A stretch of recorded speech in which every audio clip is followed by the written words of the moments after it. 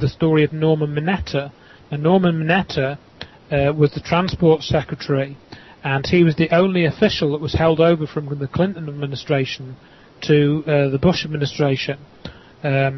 And he testified before Lee Hamilton of the 9/11 Commission, and he basically tells this story of being in a bunker with VP Cheney, Dick Cheney, and this young man came into the bunker as the plane was approaching the Pentagon, and said, "Sir, the plane is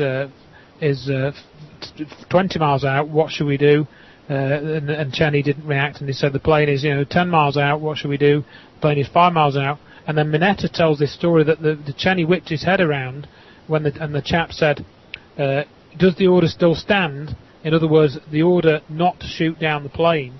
And that Cheney is reputed to have said, "Have you heard any different? Of course the order still stands." In other words, the implication that Mineta was making was that Cheney should have ordered the plane to be shot down, and he didn't. So he was trying to sort of finger Cheney for being a lie hop. He let it happen on purpose when he could have stopped the attack on the Pentagon. Now, this is, again, as Judy mentioned, this is one of these Easter eggs. People think, that's it. It must have been a plane. It must have been a plane. It must have been Cheney lying, because Cheney's a Republican git, and we know that he's bad. But can I do that one? Sorry? Yeah, can I do that one? I love this one. Talking about the 50 miles out business? Yeah. Tell me if you want. Yeah. So, he's saying that, the young man, asks, the order still stand. He goes back to the radar room and comes back, and the order still stand.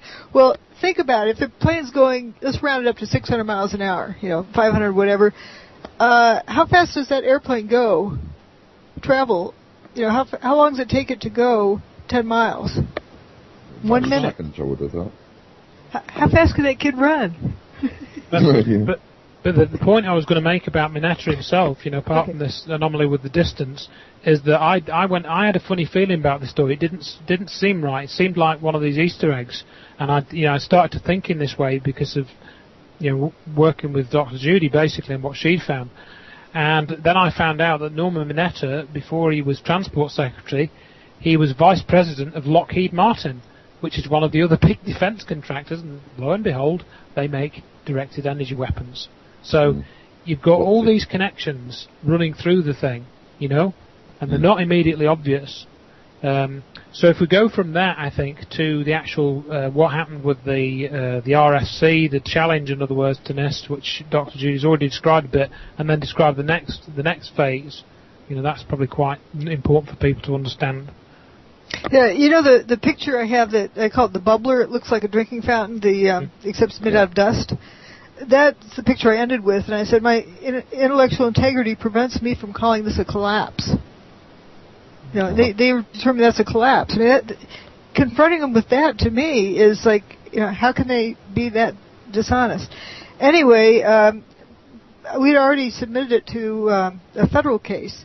See, just the act of submitting it to NIST qualified me to be a whistleblower. I was the first person who had submitted such a thing about the building in the fraudulent report, and these contractors committed science fraud. Yeah. And we can go after them for that. So the case is sealed, and they finally unsealed it. Morgan Reynolds filed one about what planes. You got to show evidence of planes, and that was a separate case. His was unsealed pretty much immediately. Mine was unsealed in about 6 months. And, you have the military-industrial complex as the defendants. They have a bank of lawyers, working on things from all angles. And you submit, stuff back and forth. Okay, it finally goes to the first judge. They request to get dismissed based on anything they can think of. And that judge grants it to be dismissed because of, he lumped together my case, Morgan's case, and another one, and said something about planes into my case, and something about, energy weapons into Morgan's case, and had bombs in the building. All of it mixed up and muddled all together. And, it was not good. They had me, they contended I was blaming the U.S. government, and I was not. Anyway, my lawyer then filed a motion to reconsider, and the same day it was denied. So we appealed it to the Court of Appeals. And I think those judges have some decency in them. I hope I'm not, exposing them or getting them in trouble by saying this. I'm just being honest. I think they treated me with great respect. Well, they even granted us a hearing. Funny you should mention that, because some of the things we've been looking at here in relation to these matters and other matters associated, we realize now we actually have the power of arrest. And if we feel somebody has committed a crime against us, you simply have to, on your right hand, your index finger, apparently, touch them on the right shoulder and say, you are under arrest. And you pass them into the custody immediately or as soon as possible of a peacekeeper, which will be An Garda Síochána, or the sheriff. Sheriff comes from Shire Reeve, which is the county Reeve, meaning peace officer. You pass them into their custody to be brought up in front of a judge at the soonest opportunity. But anybody and everybody can do this once you are sovereign. You must be sovereign first. Yeah, that's right. And once you do it, anybody who assists whoever you arrest from not being brought in front of a judge, they are committing treason. And they too can be arrested and held accountable. You don't have to have been paid for that and show the paper trail, because before they're getting out of it with a shell game of whose job it was to do whatever and were they paid to actually file that piece of paper. If you allowed that person over there to file a fraudulent report, you're guilty. Right. So they actually changed the statute, if you like, to remove a lot of the previous ambiguity and loopholes out of it and made it a much more easily defined and loose and there's no way they could get out of it. It was pretty open and shut. Yeah. I think also the thing to add into the mix of this little thing was the original judge's ruling from the first case also mentioned the assassination of JFK and the moon landings. Yes, so, it looks like he's basically copied something off a forum where they're trashing what Dr. Judy's done, and he's copied that directly into the court ruling. And you can go and read this. It's all posted on the Keaton page on Dr. Judy's website, so you can actually go and read for yourself the exact words that he used, and why the case was appealed was obviously because we needed to appeal it anyway. But the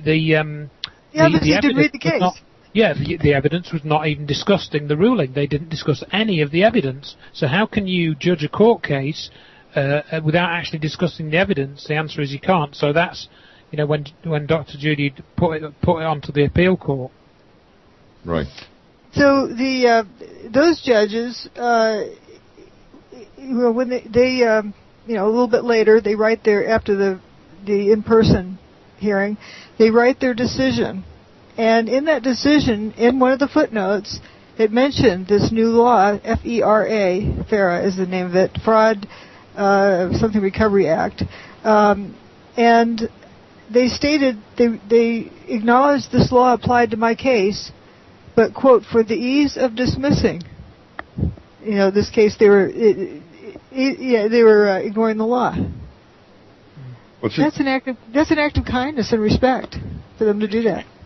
Definitely for them to acknowledge that they've done it, and it clearly shows that there had to be mischief and shenanigans going on for them. I mean, those of our listeners that are into the sort of law side of it will know that in an appeal court decision, you're putting yourself on very dodgy ground by acknowledging that you've ignored the actual law in order to dismiss a case. I mean, that in itself would be grounds for appeal or a mistrial if it were...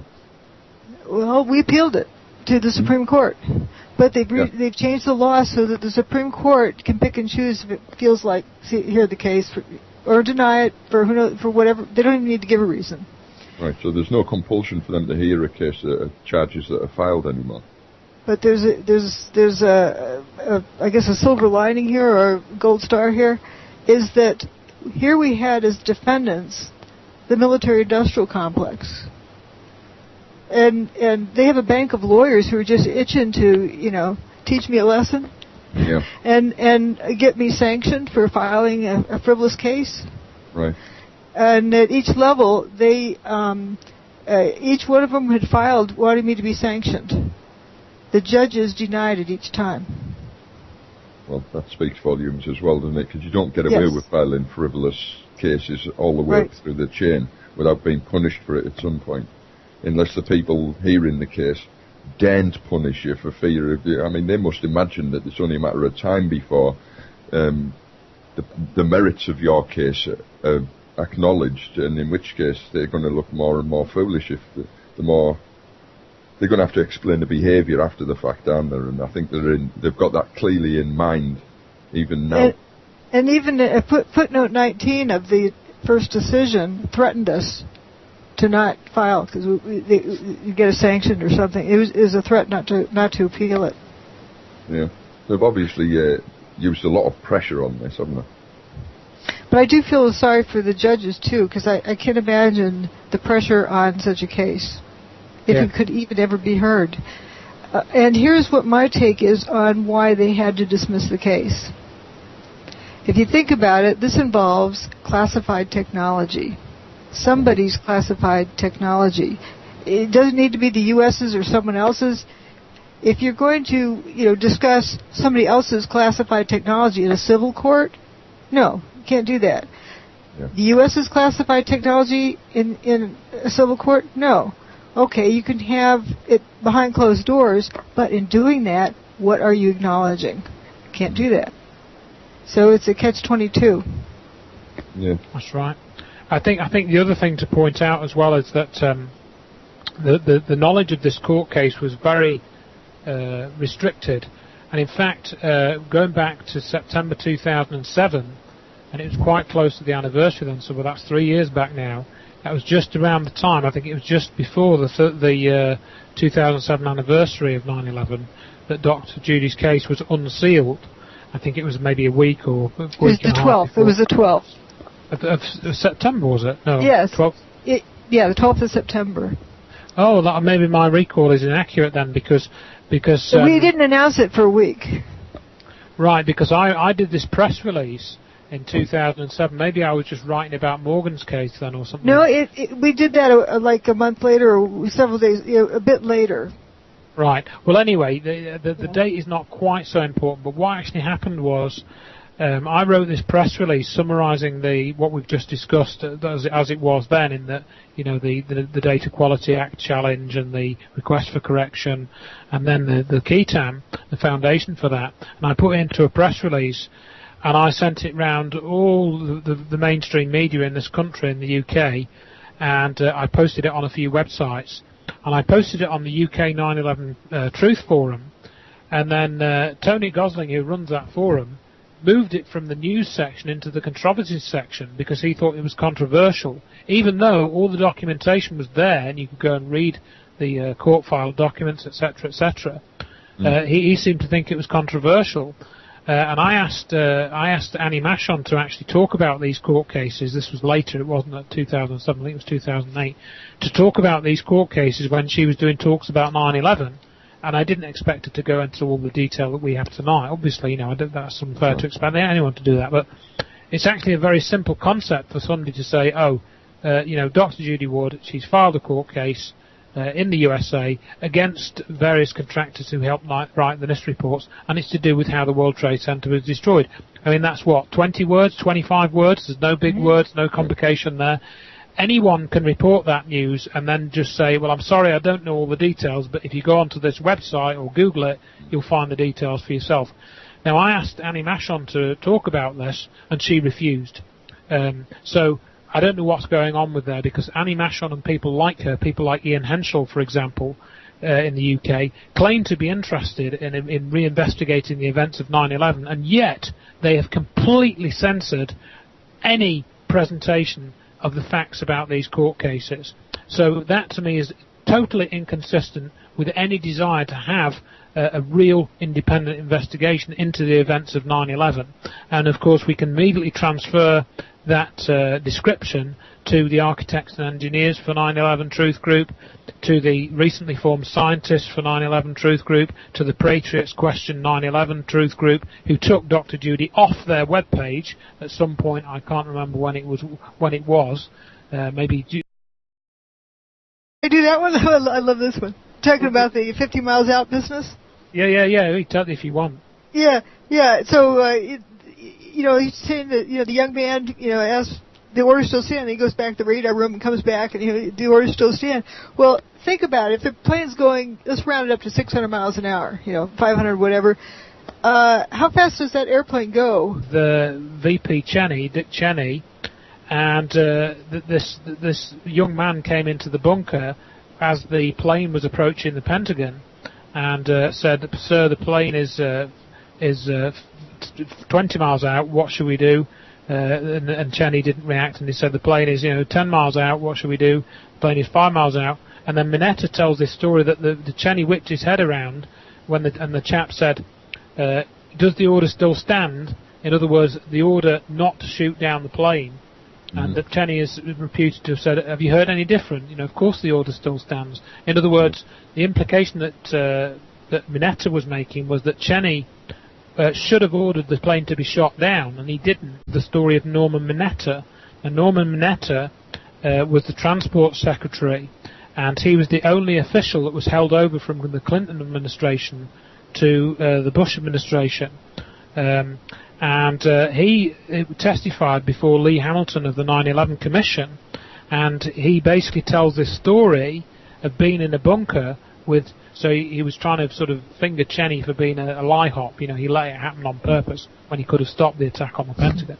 Now, this is again, as Judy mentioned, this is one of these Easter eggs. People think, that's it. It must have been a plane. It must have been a plane. It must have been Cheney lying because Cheney's a Republican git, and we know that he's bad.